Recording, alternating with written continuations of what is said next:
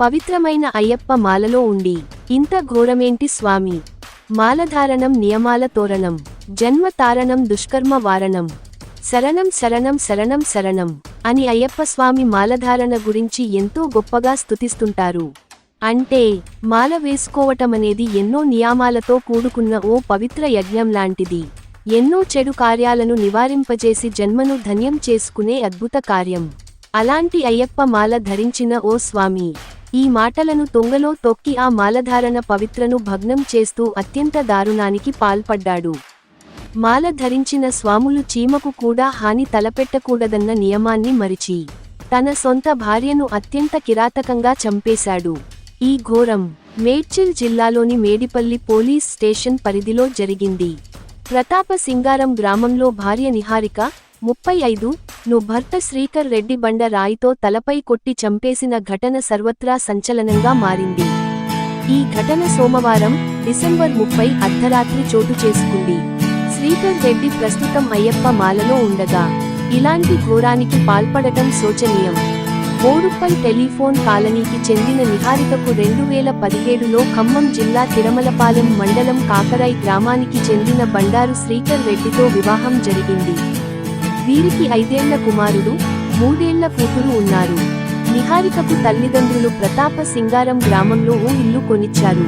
ఈ ఇంటి విషయంలో భార్యాభర్తల మధ్య మనస్పర్ధలు వచ్చి ఇద్దరికీ పలుమార్లు ఘర్షణ జరిగింది. తన పుట్టింటి వాళ్ళు ఇచ్చిన ఇల్లు అంటూ నిహారిక పదే పదే ప్రస్తావిస్తుండటం శ్రీకర్ రెడ్డికి నచ్చేది కాదు. దీంతో ప్రతిసారి ఇద్దరి మధ్య గొడవలు తలెత్తేవి. ఇదే క్రమంలో సోమవారం డిసెంబర్ 30న రాత్రి కూడా నిహారిక, శ్రీకర్ రెడ్డి మధ్య ఇంటి గురించి వాగ్వాదం చోటు చేసుకోగా అది కాస్త చిలికి ఘర్షణగా మారింది. అయ్యప్ప మాలలో ఉన్న శ్రీకర్ రెడ్డి సహనం కోల్పోయేంత స్థాయికి ఆ గొడవ చేరుకుంది.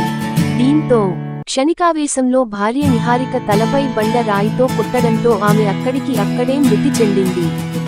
గమనించిన స్థానికులు వెంటనే పోలీసులకు సమాచారం ఇవ్వడంతో హుటాహుటిన ఘటనా స్థలానికి వచ్చి పరిశీలించారు. భర్తపై భార్య డామినేషన్ వల్లే ఈ హత్యకు దారి తీసిందని పోలీసులు ప్రాథమికంగా నిర్ధారించినట్టు సమాచారం.